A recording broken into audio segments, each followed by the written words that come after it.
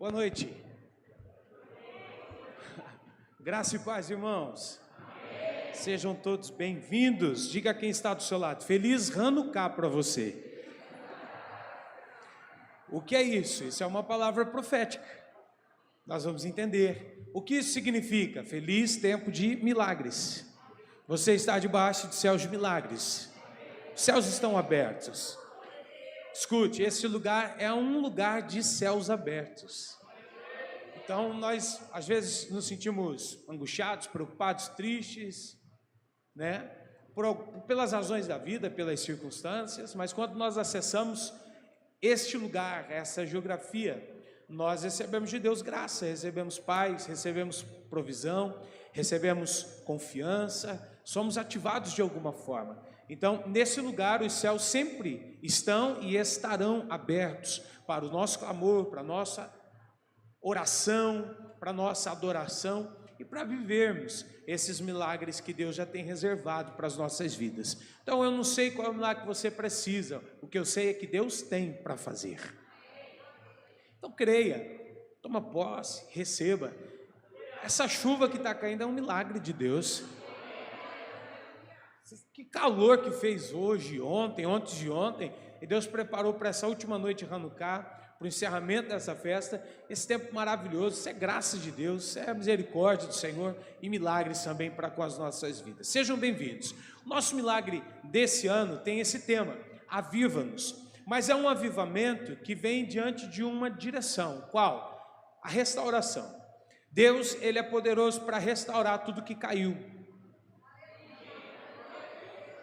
Deus, Ele tem poder para colocar de pé uma casa que desabou. Ele tem o poder de reconstruir, Ele tem o poder de restituir, Ele tem o poder de restaurar, Ele tem o poder de resgatar tudo aquilo que foi perdido. E nós estamos finalizando um ano em que nós tivemos muitos ganhos, mas algumas percas. E dentro dessas percas eu trago uma palavra profética essa noite, uma liberação. Que Deus, Ele é poderoso para restaurar aquilo que foi quebrado, aquilo que caiu, aquilo que foi perdido. Se você acreditar e se você estiver disposto a viver um tempo de restauração, existe uma palavra que vai ser liberada essa noite, nesse intuito, e você pode sair daqui hoje vivendo uma nova realidade. Escute, a palavra de Deus, ela é tão poderosa, ela é tão extraordinária, que uma vez liberada, ela tem o poder de estabelecer, edificar, mudar, transformar. Eu lembro de quando Jesus encontrou um centurião romano, um homem, um oficial responsável por 100 homens, por 100 soldados, que tinha dentre os 100 um de grande estima dele, que estava enfermo dentro da sua casa. Jesus era judeu, e quando esse centurião romano ouve falar acerca de Jesus, ele quer buscar de alguma forma que Jesus possa fazer esse milagre na vida desse soldado, que ele tinha grande estima, sem a necessidade de Jesus entrar na sua casa, porque seria um conflito muito grande, ele sendo um soldado romano, que representava o sistema que estava imperando sobre Israel naquele momento, e Jesus, sendo um judeu, entrar na sua casa. Então ele tem um encontro com Jesus, e nesse encontro ele diz: eu sou um homem sujeito a autoridades. Se eu disser a um dos meus soldados, vai, ele vai. Se eu disser vem, ele vem. Então o que ele está dizendo aqui? Eu reconheço que o Senhor é um homem de autoridade. Existe uma autoridade sobre a sua vida. E ele olha para a sua condição e diz: eu não sou digno que você entre na minha casa. No entanto, diga apenas uma palavra. Uma palavra. E eu tenho certeza que o meu servo será curado por causa de uma palavra. Jesus olha para ele e antes de liberar a cura, ele diz: eu não vi em todo Israel uma fé igual à sua, do tamanho da sua, da expressão da sua, da dimensão da sua. Porque Deus não responde a necessidades, Deus responde à fé. Deus, Ele reage ao tamanho e à expressão da nossa fé. E a mesma realidade aqui hoje. Uma palavra que sai da boca de Deus, não do pastor, de Deus. Uma palavra que sai do trono de Deus, ela é poderosa para curar, para libertar, para restaurar, para restituir, para mudar. Lembre-se que José acordou carcereiro, preso, mas ele foi dormir governador do Egito. Por quê? Porque um dia para Deus é suficiente para ele mudar toda uma história e toda uma realidade. Creia, meu irmão. Creia. Manifeste essa noite fé. Manifeste essa noite o eu creio, eu confirmo, eu recebo essa palavra, que ela é poderosa para transformar toda e qualquer realidade. Mas pastor, o senhor não sabe o que eu estou vivendo, e eu nem preciso saber, porque eu sei o quão poderoso Deus é, o quão tremendo Ele é, e o quão disposto a fazer Ele está. Então, eu gostaria que com a mesma alegria que o meu coração está aqui nessa noite, disposto a liberar uma palavra, o seu se prontificasse como uma terra fértil, para receber essa boa semente, e que ela possa mudar a realidade da sua vida. Eu me baseio essa noite, assim como ontem, no livro do profeta Amós, no capítulo de número 9, versículo de número 11. Como eu disse a vocês que estiveram aqui ontem, ou que assistiram a live, eu vou terminar a ministração que eu iniciei no primeiro dia, na noite de ontem, que tem como tema a restauração do tabernáculo de Davi, a casa de oração.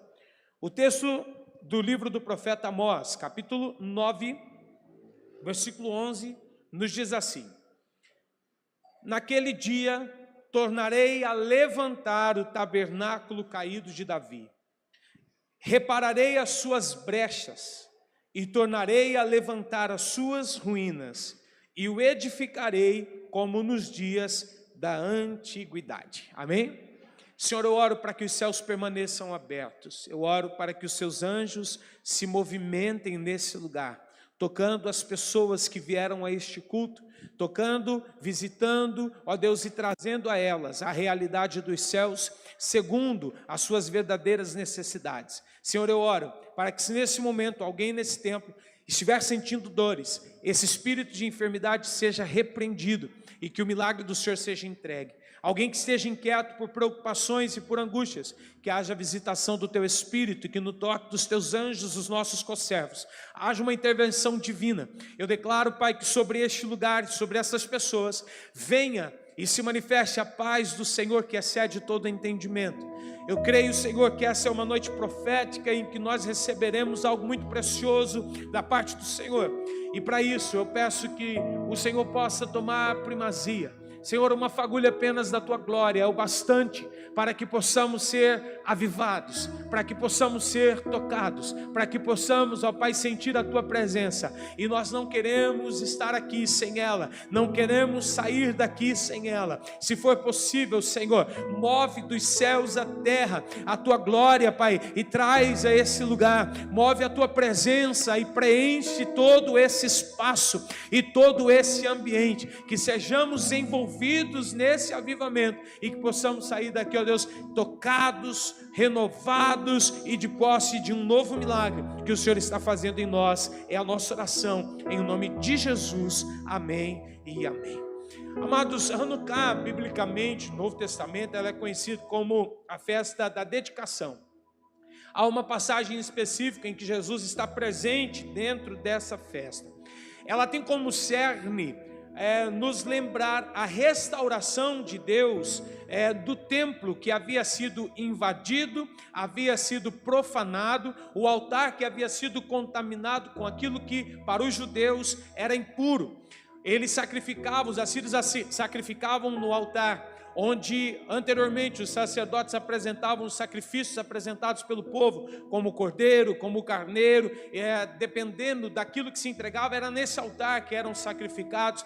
Os assírios, eles estão profanando de tal forma o templo do Senhor, que eles ousam sacrificar desse altar porcos, o animal que para o judeu era totalmente impuro. Então nós estamos vivendo um tempo de escassez, de profanação, até que alguns macabeus, um grupo de judeus liderado por um homem influente, eles assumem uma revolta, eles expulsam os assírios do templo, tomam posse novamente e restauram o culto a Deus sem profanação. Pelo contrário, através da santidade. Então, todas as vezes que nós falarmos de Hanukkah, nós estamos falando de um tempo de restauração, um tempo em que o templo de Deus é tomado novamente para que os judeus pudessem cultuar ao Senhor, estar na presença de Deus, entregar os seus sacrifícios e consagrar as suas vidas. É dentro desse contexto que nós estamos. O templo todo precisou ser restaurado, o altar precisou ser santificado, a mesa da preposição precisou ser reposicionada, o lugar para lavar as mãos até o antebraço como cultura precisou ser reposicionado, e para que houvesse atividade, a luz precisou voltar, e aqui foi um milagre. A luz do templo era representado por uma menorá ou por um candelabro, como esse que vocês estão vendo. Para que houvesse luz, era preenchido um candelabro como esse de muitos azeites, uma quantidade que fosse suficiente para iluminar o templo por dias. E nessa restauração, a quantidade de azeite que eles tinham para celebrar ao Senhor era uma quantidade suficiente para um dia apenas. E aqui foi o milagre. A quantidade de azeite que era suficiente para um dia, ela preencheu o espaço de 8 dias, de modo que a lâmpada do templo, nesse período de restauração, não se apagou e o azeite foi multiplicado. Porque eu não sei se você é tão pentecostal quanto eu, mas eu acredito que todas as vezes que o contexto for azeite, haverá uma multiplicação, porque a lâmpada do Espírito não vai se apagar. E antes que a lâmpada se apague, haverá uma multiplicação, né? Não vai faltar a farinha na panela, muito menos o azeite na botija. Essa é a promessa que nós carregamos. Então nós estamos dentro de um contexto de restauração, multiplicação e a lâmpada que não vai se apagar. Quando Deus me deu o tema de aviva-nos, nós não estávamos falando do fogo do altar de sacrifício. Nós estávamos falando da luz, da lâmpada, o fogo que acendia a lâmpada, a menorá do templo e não se apagava. Ou seja, nós estamos falando sobre o entendimento, porque antes do fogo do altar que queima o sacrifício, precisa vir o fogo que ilumina o nosso entendimento, precisa vir o fogo que nos traz compreensão acerca de tudo que nós estamos vivendo. Então, o avivamento aqui não é do fogo do altar de sacrifício, o avivamento que nós estamos propostos a viver dentro desse Hanukkah é do entendimento. Basicamente, o que Isaías vai profetizar no capítulo 43, eis que estou fazendo uma coisa nova. Vocês não estão percebendo? É uma pergunta. Vocês não estão entendendo? A percepção de vocês não está aguçada? O ponto, e há uma continuidade na fala. Aí vem o Senhor e diz: agora sairá a luz. Gênesis 1, antes que tudo fosse separado, antes da separação, antes da criação, antes da reorganização, a primeira fala de Jesus, fiat de Deus, fiat lux, e haja luz. Antes da separação, antes da criação, antes do mover, antes de tudo ser construído e colocado no seu devido lugar, luz. A luz, ela é necessária. Por quê? Porque nós podemos estar, com o fogo do altar de sacrifício, queimando, orando em línguas, profetizando, desfrutando de dons, de talentos, e não há nada de errado nisso, mas sem entendimento. Do que vale? Do que vale você desfrutar de algo sem entender? De que vale você possuir um novo milagre aqui hoje sem entender por onde ele vem, de que forma ele vem e quem vai fazer? Nós estamos vivendo uma geração totalmente descartável, onde não se dá valor às coisas que realmente são importantes. Parece que nós estamos recebendo de qualquer jeito, desfrutando de qualquer jeito. Tem pessoas que estão vivendo um automático tão grande que elas podem ganhar um carro de 0 km hoje e o valor dele vai ser pequeno, vai ser relativo. E onde isso está errado dentro de nós? No entendimento. É o entendimento que precisa ser apurado. Então nós não seremos desculpem a expressão, ignorantes acerca do assunto. Antes de nós vivermos o que Deus quer fazer, nós teremos a compreensão, primeiro, que é Ele quem está fazendo, e que o que vem das mãos dele tem que ter valor e não preço, tem que ser valorado e não necessariamente precificado. O que vem das mãos dele precisa ser algo compreendido. Escute, foi Deus quem deu, foi o Pai que deu, porque existem coisas que têm valores e não exatamente um preço monetário. Não é o dinheiro mas é o valor, é aquilo que está sendo entregue, é o significado que isso tem, é a representação que isso tem. Então o avivamento desse tempo é entender, até porque nós estamos diante de um ano em que a palavra rema 2026 é o ano da oração. Deus falou comigo que é um ano da igreja se mover através da oração. Agora eu falo, meu Deus, uma palavra rema de ano, ano da oração. Oração é princípio basilar da fé cristã. Todos aqueles que têm Deus, pressupomos que têm uma vida de oração. Isso não é novidade, nós não precisamos empregar oração como uma palavra rema para viver um tempo de oração ou uma vida de oração. Mas Deus falou comigo, o problema é que essa geração está descontinuando a oração, de modo que o que temos conquistado tem sido conquistado pela ótica da força, do mérito, da humanidade, do dinheiro, da influência. Não, eu tenho cartão, vai e passa. Não, eu tenho dinheiro, vou comprar Visa. Não, eu tenho ganhado bem, as coisas têm dado certo para mim. E o mérito tem sido todo humano. E a participação de Deus? E o provar e ver que o Senhor é bom? E o tudo que pedir com fé crendo, recebereis. Onde está? O valor da oração foi perdido. Aí vem um ano em que Deus quer restaurar isso dentro de nós. Tudo será conquistado através da oração. Tudo será restaurado através da oração. Os seus passos, eles darão certo. Mas por quê? Porque primeiro vai começar de joelho. E toda vez que começar no joelho, não tem como dar errado. Todas as vezes que começar no joelho, os céus estão abertos. Mas deixa o assunto da oração para 2026. Escutem, Deus está nos chamando a valorar aquilo que o homem não consegue por preço. Entendimento. Agora eu entendi, pastor. Agora eu compreendo. E como a gente demora para entender algumas coisas, né? E como a gente sofre para entender algumas coisas, né? E como a gente se submete a alguns preços para entender outras coisas. É o que Israel está vivendo. Deixa eu te fazer uma pergunta. A casa de Davi precisava ter caído para eles valorarem a presença? A casa de Davi precisava ter vindo em ruínas para eles reconhecerem a soberania, a santidade, a preeminência, o Deus Todo-Poderoso? Não. Por que às vezes nós nos submetemos a alguns preços, a algumas provações para entender que não precisa, não é necessário, é simplesmente fazer o que nós aprendemos desde sempre? As oscilações de Israel fez com que Israel fosse cativo, fez com que Israel fosse escravo, fez com que Israel vivesse exílio, fez com que eles pagassem um preço muito grande, sem necessidade. Era só eles entenderem, era só eles compreenderem que Deus é Deus, que Deus não aceita adoração a outros deuses, que Deus ele quer uma adoração exclusiva para Ele, que Deus quer uma vida em devoção, em entrega, em verdade, em sinceridade. Era só entender os princípios basilares da fé. É não negociar o que é inegociável. Tem alguma coisa extraordinária nisso? Não. É só não pecar. Não, vou falar de novo porque é muito simples. É só não pecar. Era só não se vender. Era só não pôr preço em si. Era só permanecer fiel. Era só fazer o que é certo. É o que Paulo diz. Quer não temer as autoridades? Faça o bem. Se você fizer o bem, você terá o louvor delas. Alguém aqui já teve medo de polícia? Tem polícia na igreja, hein? Aleluia. Quando você era pequeno, você tinha medo de polícia?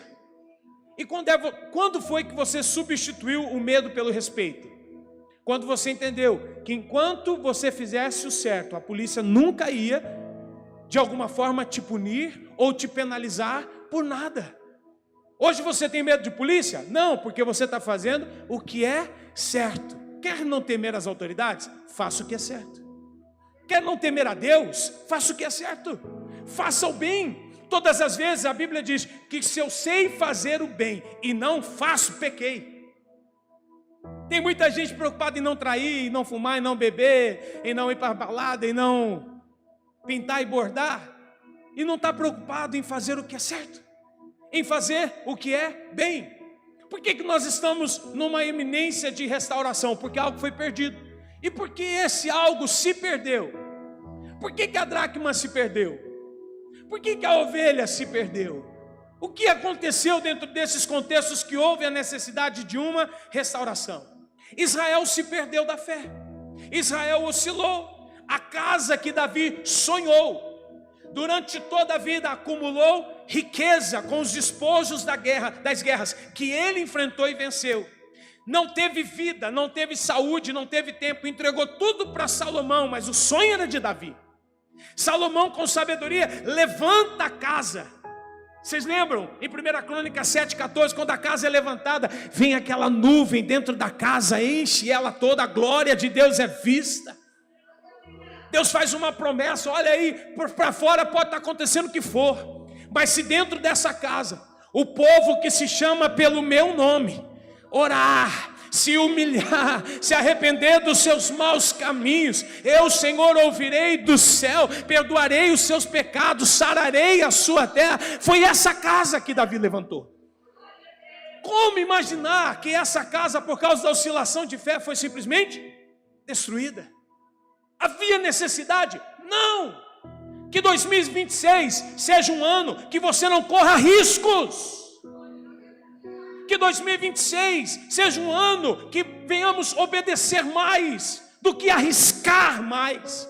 Existem coisas indesejáveis que nós não precisamos viver.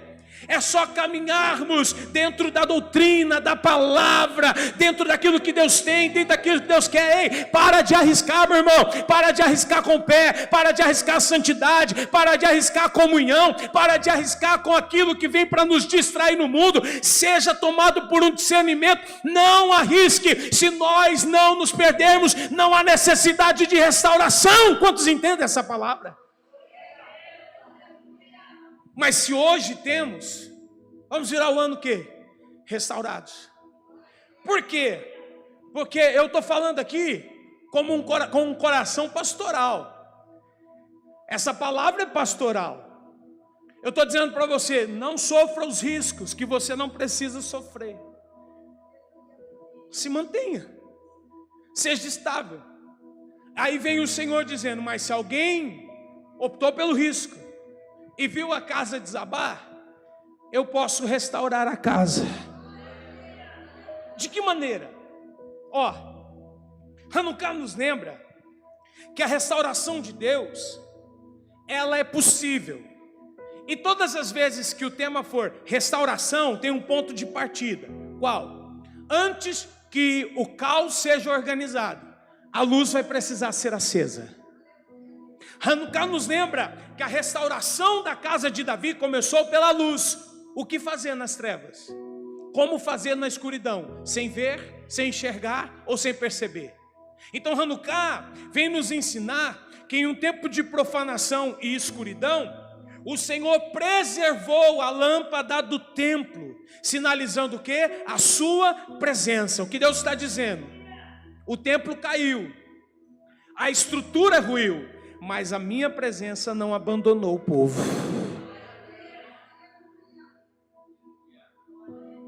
Porque você pode estar chegando ao final do ano com muitas percas, mas valora, ainda com as suas percas, você está na presença de Deus. Então, se está na presença de Deus, isso significa que pode haver restauração. A luz, ela permaneceu mesmo quando tudo ao redor foi perdido. E essa é a verdade que nesse texto de Amós 9:11 que nós lemos, está sendo declarado. Porque Amós 9:11 é uma palavra profética de esperança, é uma promessa. O que Deus está declarando? Eu vou levantar o tabernáculo caído de Davi. Então olha que interessante, havia uma profecia que não, nesse contexto, se tratava mais das ruínas do templo, da estrutura física, mas é uma palavra profética que vai se cumprir no Novo Testamento em Jesus, como eu preguei ontem, que fala acerca de uma restauração de um lugar de presença contínua, de adoração constante e de um governo espiritual. Imaginem vocês, a graça se tornou, a graça nos trouxe a possibilidade de salvação. Glória a Deus por isso, né? Ele veio para aqueles que eram seus, os seus não receberam. Mas todos quantos receberam e creram no seu nome, deu-lhes o poder de serem feitos filhos de Deus. Fomos incluídos dentro de um plano de salvação. Agora imaginem vocês, se a estrutura que Amós está profetizando, ou se o templo que Amós está profetizando, é o templo de Salomão, onde hoje lá em Jerusalém só existe uma parede que se tornou o muro das lamentações. Imagine você se a presença fosse exclusiva àquele lugar. Como serviríamos a Deus? Se às vezes 3 quilômetros da nossa casa a gente negocia o culto. Ui, aleluia. Olha a live indo embora agora, ó. Saiu 2, saiu 3. Imagine você ter condições. Sabe quanto custa uma viagem para Israel hoje? Uns 20 mil reais por pessoa. Imagine você ter que investir 15, 20 mil reais para ir em Israel sentir o que nós estamos sentindo aqui essa noite. Se a palavra profética de Amós falasse de um lugar físico e geográfico, essa seria a profecia. Mas como ela aponta para Jesus, Jesus restaura, ele tem a restauração como algo maior. É o que Paulo entende. Saulo, Saulo, por que você me persegue? Quem és? Eu sou Jesus, aquele a qual você persegue. É como se Saulo dissesse: eu não persigo a Jesus, porque no entendimento de Saulo, Jesus havia morrido. Ele viu o evento da crucificação. No entanto, ele perseguia os cristãos, mas quem se apresenta é Jesus. E quando Jesus se apresenta, ele está dizendo: é porque eu sou a cabeça de um corpo que tem muitos membros, e quem persegue os cristãos, persegue a Cristo. Quem persegue a Cristo, persegue aos cristãos, porque é um templo só, é o que Paulo entende. Todos nós somos membros de um corpo, e esse corpo é o templo do Espírito Santo, a saber, a igreja de Jesus Cristo. Então a restauração que Amós está apontando é sobre a igreja. A igreja seria restaurada através da presença. Nós estamos falando de um lugar onde a presença está. O que Jesus falou no Evangelho: aqueles que estiverem reunidos em meu nome, 1, 2 ou 3, ali a minha presença.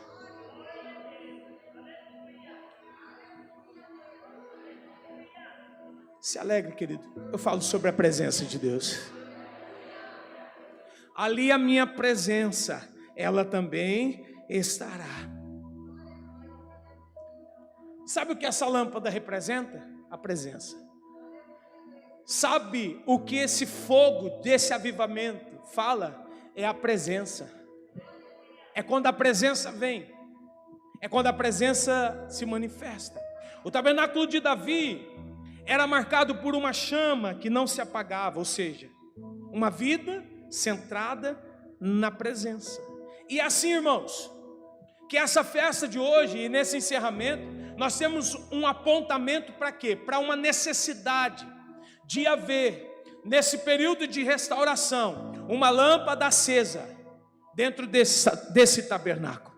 Não temos condições de viver sem a presença. Não temos alternativas se não for a presença. Se com a presença você enfrenta tudo que você enfrenta, imagina sem a presença. A mensagem de Amós, ela é uma mensagem muito poderosa no capítulo 9. Porque quando você pega desde o capítulo 1 até chegar no capítulo 9, nós vemos Amós sendo levantado como um profeta de juízo. Mas no capítulo 9, o que ele traz é uma esperança. Qual a esperança, pastor? A lâmpada do tabernáculo, ela será acesa permanentemente. Enquanto a presença estiver, a lâmpada estará acesa. Eu acho isso extraordinário, porque se você tem mais de um ano de crente, se você tem mais de 5 e mais de 10, nós sempre ouvimos assim, que haverá o grande e terrível dia do Senhor. O Senhor virá. E quando ele virá, haverá juízo, haverá o grande tribunal de Cristo, haverá um julgamento de todas as nossas obras, de tudo que nós fizemos. E nós ouvimos isso desde sempre. Mas assim como na mensagem de Amós, a história não termina no juízo. São 9 capítulos, e até o capítulo 8 nós estamos falando do juízo. Mas no capítulo 9, nós estamos falando do propósito final de Deus. E o propósito final de Deus não é o juízo.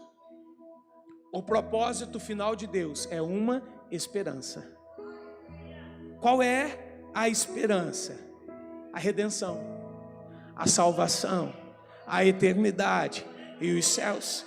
É o que Lucas vai interpretar acerca da fala de Tiago em Atos dos Apóstolos, capítulo 15, versículo 16 e 17, onde ele diz assim, depois disto, voltarei e reedificarei o tabernáculo de Davi, que está caído. Levantá-lo-ei das suas ruínas e tornarei a edificá-lo, para que o restante dos homens, não só os judeus, todos os homens, busque ao Senhor, e até os gentios, sobre os quais o meu nome é invocado, diz o Senhor que faz estas coisas. É aqui, igreja, nessa citação de Amós, que Tiago faz no livro de Atos dos Apóstolos, que Deus afirma e reafirma que Ele está restaurando o tabernáculo de Davi. E qual é o ponto-chave? Incluindo no plano de salvação os gentios, sem exigir que eles se tornassem judeus. A mesma graça que veio sobre os judeus está sobre os gentios. Na restauração do tabernáculo, isso não ficará somente para os judeus, afinal eles rejeitaram, mas ela será também abrangente aos gentios. E eu quero que você se alegre, porque os gentios está falando da gente. Os gentios somos nós. Então a profecia de Amós fala de a restauração de um reino espiritual, firmado em misericórdia, justiça e bondade, fidelidade, o reino de Deus. O que Amós está falando? Amós está declarando uma máxima de Deus. Sabe qual é? Deus é especialista em restaurar aquilo que caiu. Sabe por que Deus restaurou o tabernáculo de Davi, que somos nós hoje? Por uma promessa que Ele fez a Davi. Em Israel não houve condições. Ontem eu preguei sobre isso. Até o final do Antigo Testamento não houve condições. Mas a palavra de Deus, uma vez liberada, não volta vazia, sem que antes cumpra o seu propósito. A palavra era para os judeus. Os judeus não receberam, mas a palavra vai ser revogada? Vai cair por terra? Não. A promessa que Deus fez a Davi está cumprida. Sabe por quê? Porque há mais de 2000 anos, sem mídia, sem recursos tecnológicos, a igreja não para de crescer. A igreja no mundo permanece viva, de pé, atuante, enfrentando os desvaneios das gerações, enfrentando as mudanças e as revoluções. A igreja do Senhor continua de pé e crescente. Se estamos aqui é porque alguém trouxe essa realidade de igreja. Então o templo de Davi, a casa de oração, foi restaurada. Se estamos vivendo essa realidade hoje e prontos para ativar essas crianças que acabamos de ver em cima desse altar, para ser a igreja de hoje e a igreja de amanhã, é porque a palavra que Deus deu a Davi não caiu por terra, mas continua se cumprindo. Deus é um Deus de promessas. Debandaia faço e decomanagai. Louvandaia serra. Se Deus falou, acabou, vai cumprir. A palavra de Deus, ela é firme. A palavra de Deus não precisa de abalizadores. A palavra de Deus não precisa de garantidores. Ele se sustenta pela sua palavra. Por um simples detalhe, João capítulo de número 1 diz que no princípio Ele era o verbo estava com Deus, o verbo era Deus, até que veio o tempo onde esse verbo se fez carne e habitou entre nós, a saber, Jesus Cristo de Nazaré. Ele e a sua palavra são a mesma pessoa. Ele não revoga aquilo que Ele liberou.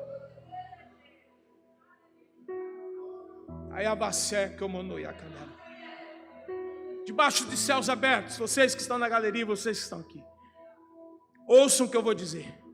Toda palavra liberada por Deus vai se cumprir. Command to fly. Eu quero, vai se cumprir. Não quero, vai se cumprir. Tem um jeito que eu penso que dá certo, vai se cumprir. Eu não sei de que jeito vai dar certo, ela vai se cumprir.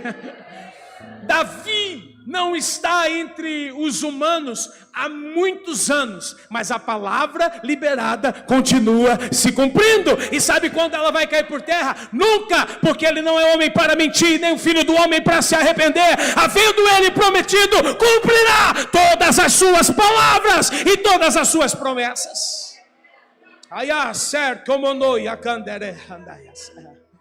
E eu me lembro, irmãos, do compromisso que Deus tem com a sua palavra e não exatamente com o homem.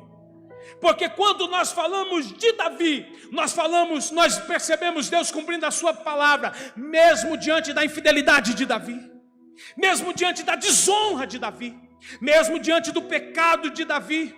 A palavra de Deus não retrocedeu. Por quê? Porque quem eu sou não muda quem Deus é. O que eu faço não mancha o caráter de Deus. Deus tem compromisso com a sua palavra. O que Deus falou, Ele vai cumprir, independente do cenário, independente do que for, independente dos processos que eu vou precisar viver. Se Deus falou, vai se cumprir. Você pode estar com 20, com 30, com 40 anos, com 50, com 60, com 70. A palavra de Deus vai nos declarar que em Abraão e Sara a promessa se cumpriu. O homem tendo 100 anos de idade, não importa quantos anos você tem, se Deus falou, Ele vai cumprir.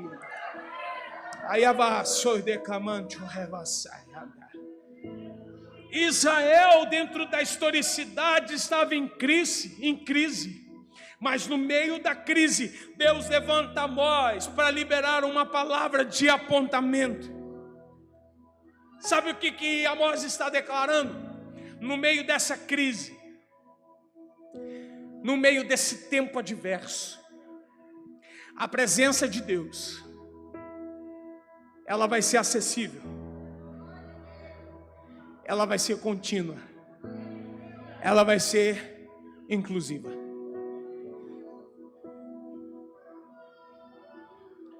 Quanto tempo o senhor congrega aqui? Estou aqui há 6 anos. Qual foi o culto que o senhor chegou e a presença de Deus não estava? Não teve nem culto que ela não estava. Todas elas estavam. A presença seria contínua. Quantos de nós entramos às vezes no culto não estando tão bem? Tem outros cultos que a gente está bem demais. E no dia que você não está bem, no dia que você está bem demais, a presença de Deus está. Ela não muda. O meu humor muda, o meu temperamento muda, o meu dia às vezes é fácil, o meu dia às vezes é difícil, há adversidades, há dias bons, há dias maus, há dias de dores, há dias de alegria, há dias que a gente chega contando testemunhos. Mas escuta, independente da mudança dos dias, da adversidade dos dias ou da minha condição, eu não me lembro um culto em que a presença de Deus não foi contínua. Porque o que importa é a presença. O que muda o ambiente é a presença. O que transforma a realidade da vida é a presença. Quem nos ensinou algo diferente? Quando que isso aconteceu? Quando foi que nós achamos que haviam outros caminhos, outros vieses para que nós pudéssemos nos sentir melhores, ou para que nós pudéssemos ser mais animados, recebermos uma motivação maior? Escuta, a palavra de Amós, ela está afirmando isso. A presença de Deus é acessível.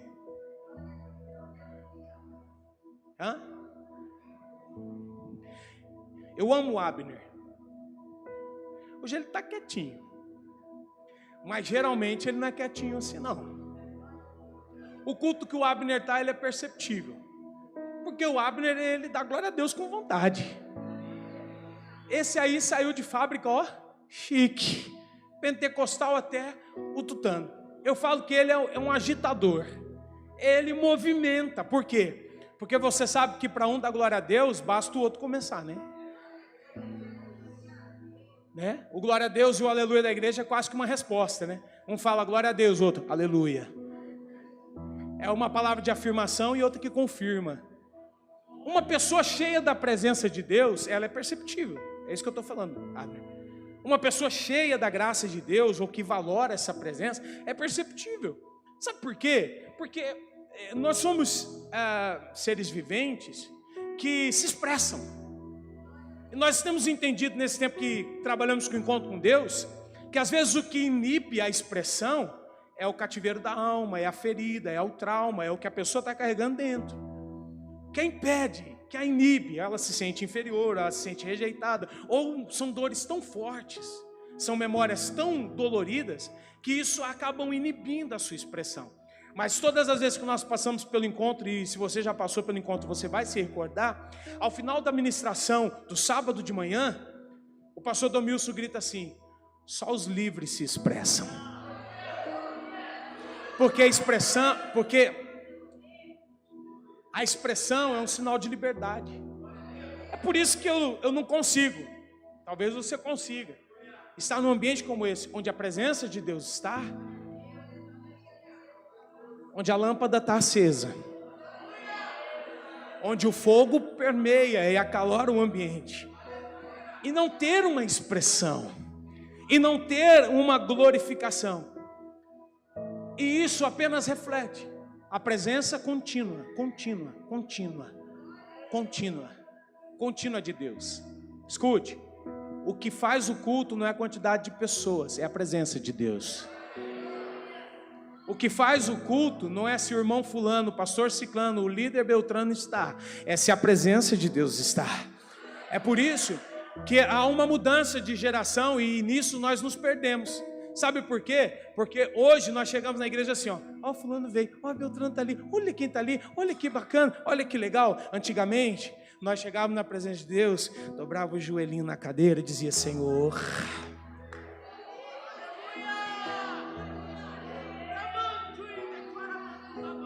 obrigado pela tua presença na nossa vida. Antes de procurar alguém, nós procurávamos a presença. Onde foi que nós nos perdemos disso? Onde essa simplicidade de Cristo foi roubada da nossa essência? Foi quando a parede pintou preta? Foi quando o altar ganhou luzes? Ei, o louvor da harpa, passarinhos e belas flores querem me encantar, mas são vão terrestres esplendores. O reino que nós buscamos aqui, ele é invisível. A presença que se manifesta nessa casa de oração é uma presença invisível. Com os olhos abertos não vemos, mas se você fechar os teus olhos,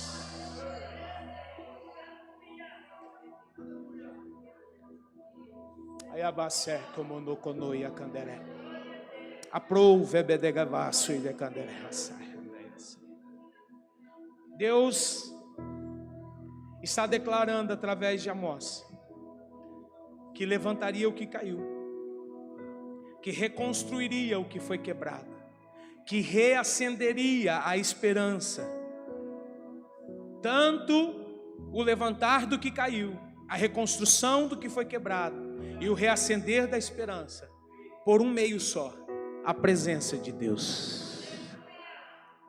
O apóstolo René tem um livro que diz que a presença fala mais do que palavras. A presença de Deus nessa igreja, nesse lugar, na minha vida e na sua vida, ela não é comum, não pode ser automática e não pode ser pouco valorada. A única coisa que nos une, que nos faz termos um elo nesse ambiente, é a presença de Deus. A mensagem de Amós é essa: onde Deus restaura, Ele também ilumina. Onde Ele levanta, a chama é reacesa. E aqui eu termino a minha mensagem, me lembrando da pregação, da palavra de Jesus mesmo, no Evangelho de João, capítulo 11 e o versículo 9. Olha o que Jesus diz nesse texto. O louvor pode subir.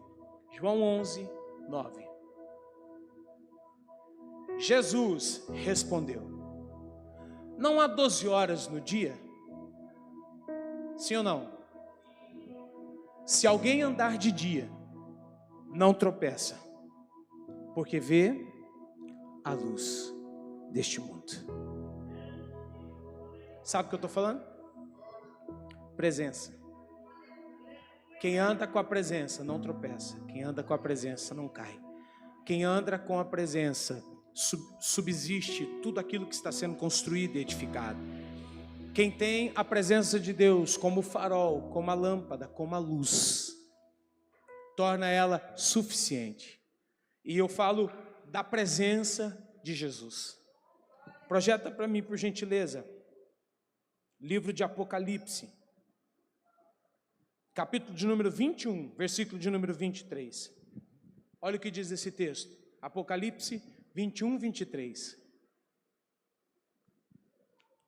E a cidade não necessita de sol e nem de lua, para que nela resplandeçam, porque a glória de Deus a tem iluminada, e o Cordeiro é a sua lâmpada.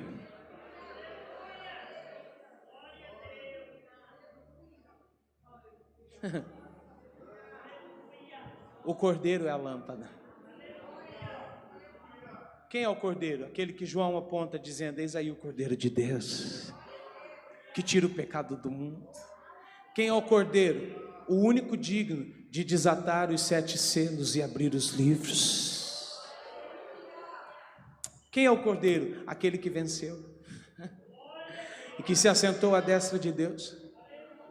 Ei, a cidade não necessita nem do sol e nem da lua. A glória de Deus ilumina a cidade, porque a lâmpada dessa glória é o Cordeiro. Eu termino essa noite de Hanukkah como eu terminei a noite de ontem. Sabe do que nós precisamos? De Jesus. Mais do que nunca. Eu acho que nunca houve na história um período em que houvesse tantas coisas competindo com Jesus na nossa vida.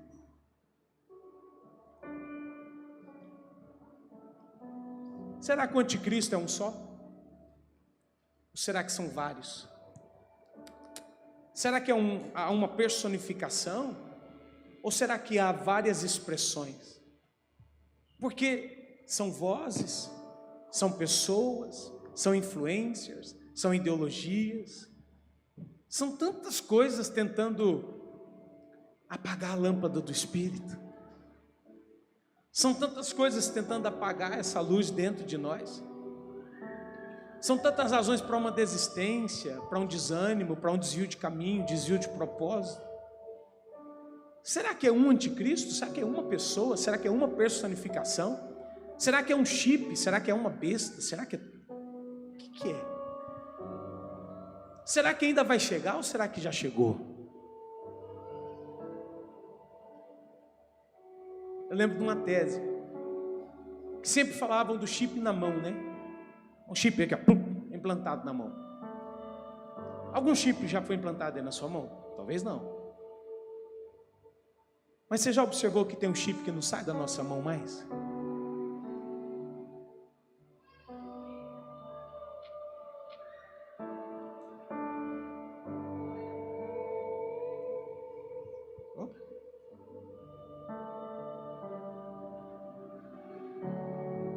Tem muita coisa competindo com ele. Se ele sair do centro, o caos volta. As coisas não subsistem, há quedas, há percas, há desvios. Mas se ele se permitir, se nós permitirmos que ele continue sendo o centro, a lâmpada que ilumina todo o ambiente, igual a mulher que perdeu a dracma, lembra? Perdeu a dracma. E agora, pega a vassoura. Mas para saber onde varrer, ou onde já foi varrido, para saber a dimensão da bagunça e da sujeira da casa, faz assim, ó. Acende a luz. Liga a lamparina, acende o candeeiro. Coloque esse candeeiro no lugar mais alto da casa, para que possa iluminar toda a casa. Só assim encontraremos a dracma que foi perdida. Só assim entenderemos a dimensão da sujeira e da bagunça. A gente precisa da luz. Jesus disse: eu sou a luz do mundo. Quem anda comigo não anda em trevas, porque tem a luz. Olha eu pregando, os meninos tudo conversando lá. Luz, vocês precisam de luz.